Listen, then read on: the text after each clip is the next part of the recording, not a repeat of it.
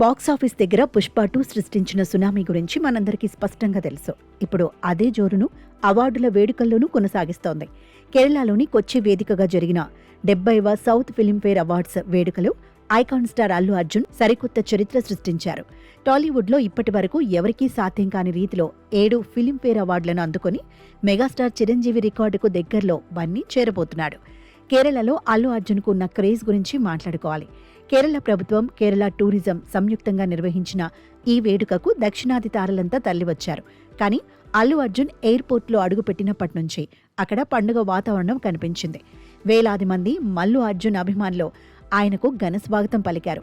కేరళ గడ్డపై ఒక తెలుగు హీరోకు ఈ స్థాయిలో నీరాజనాలు పలకడం చూస్తుంటే ఆయన గ్లోబల్ స్టార్డమ్ ఏ స్థాయికి చేరుకుందో అర్థం చేసుకోవచ్చు.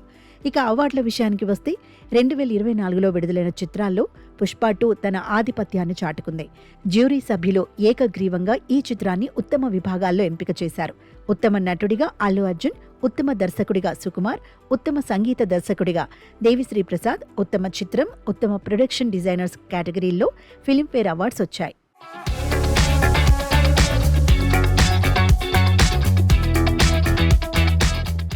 అయితే ఈ అవార్డు అల్లు అర్జున్ కెరియర్లో ఒక మైలురాయి.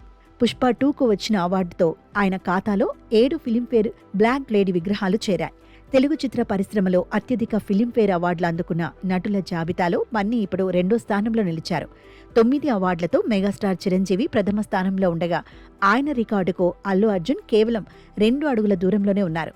భవిష్యత్తులో ఈ రికార్డును కూడా బన్నీ అధిగమించే అవకాశం ఉందని విశ్లేషకులు భావిస్తున్నారు.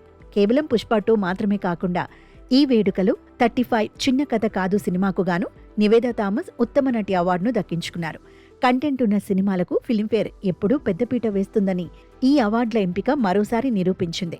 మొత్తానికి 70వ ఫిల్మ్ఫేర్ వేడుక అల్లు అర్జున్ అభిమానులకు ఒక మధుర జ్ఞాపకంగా మిగిలిపోయింది. నేషనల్ అవార్డు తర్వాత మళ్లీ ఫిల్మ్ఫేర్ కూడా దక్కించుకోవడంతో పుష్పరాజ్ హవా ఇప్పట్లో తగ్గేలా కనిపించటం లేదు.